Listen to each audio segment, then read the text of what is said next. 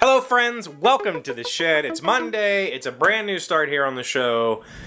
The third 60 episodes, third season, whatever you want to call it, third quarter of the year.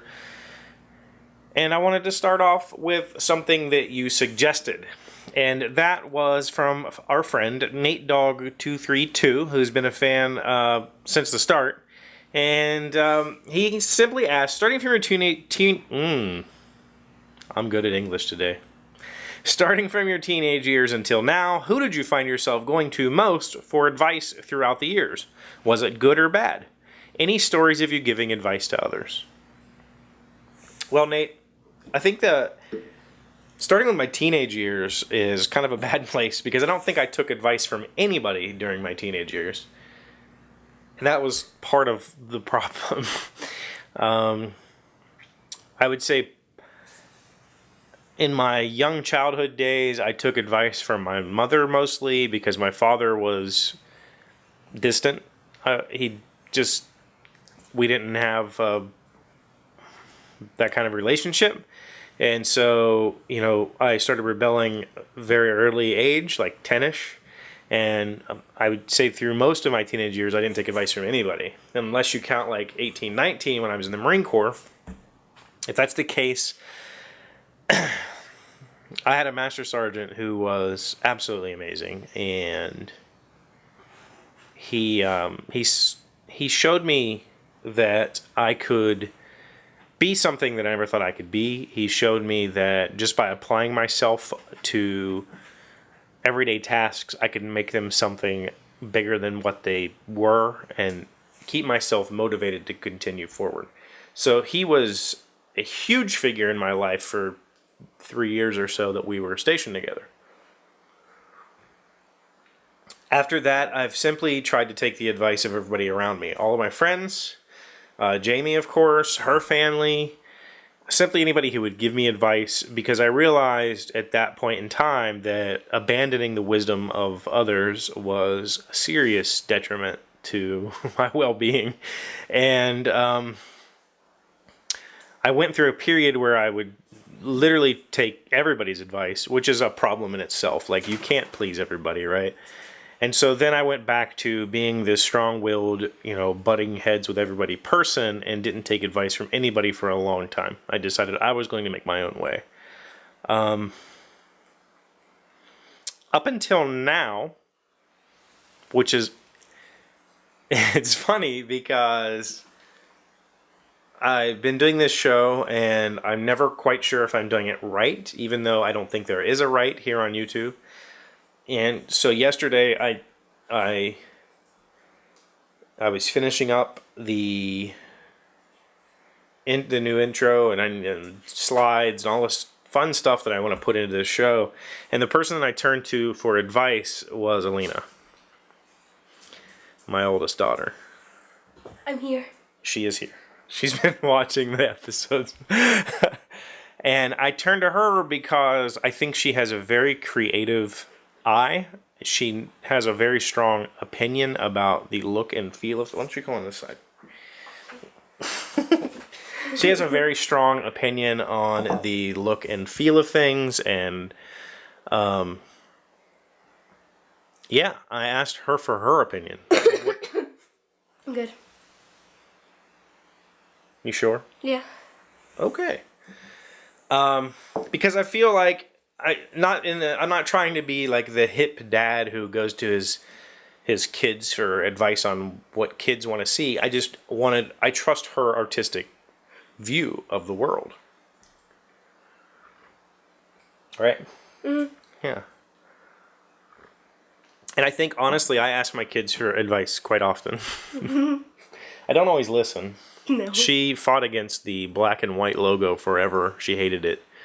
But today when I showed her the new intro, she said she liked it. It looks good. Yeah. So, but as far as giving advice to others, I have always been the giving advice kind of person. My friends, my acquaintances have always come to me for advice. I don't know why. I'm not even sure that I'm good at giving advice, but I try. I am an observer of people watching, and that sort of thing is always been one of my favorite hobbies. It flew away. Where'd it go? I don't know. That's scary. It was just a bug. There was a bug. Are you afraid of bugs? No. Yes, you are. Don't lie just because you're on I'm camera. only afraid of stink bugs. You are scared poopless of bugs. Stink bugs. Bugs. Idiots. Idiots? Stink. Why stink bugs? They're nasty and scary. What is nasty and scary about stink bugs? You don't know the story, don't you? No, I don't. Tell us the story. So I was at my grandma's house. I was getting into her car. And a freaking stink bug landed on my forehead and made me hit the head off the door. And then the car stunk for the whole ride. I don't know where we were going. I was like 5. And now they're scary. Why did it make you hit your head off the door? And I got scared and I went like this and hit my head off the door. It grabbed your head and smashed it into the door? No! It landed right here on my forehead. And I got scared, so I started like shaking and it made me hit the head off the door. So instead of just like swatting at it, you headbutted the door. I didn't mean to! And so that's why you don't like stink bugs? Yeah. Because one made you hurt yourself? Yeah. Because you were scared of it? Yeah. Okay. I was like 5. That's a good story. Yeah. Now I know why you freak out and scream and cry when you see a stink bug. Mm-hmm. One landed on my head like a couple months ago at Ingie's. So who do you go to for advice? I don't know. Okay. Say that you have a friend who you're fighting with. Who do you talk to about it? Your mom. You come to your mom or dad. That's cool. What if I'm good. What if you're having trouble with a teacher at school? Who do you talk to? Your mom. So me or mom, that's the two people that you go to for advice? Mm-hmm. Do you ask your friends for advice anytime? Like about your clothing or what you should do? Yeah, sometimes. Yeah? And do you like asking your friends for advice? Yeah. Do they ask you for advice? Yeah. I think that's important. I think that I think the answer that I would like to say is true is that I've always gone to my friends, and that doesn't remove my family because my family is my friends. It's that simple. Like,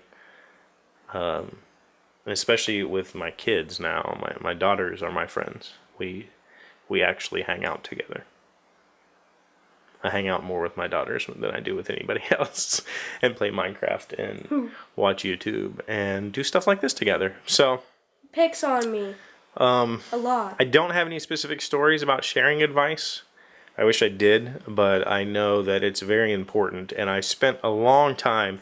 This question was asked 1 week ago, and I've spent a lot of time thinking about this question because it was really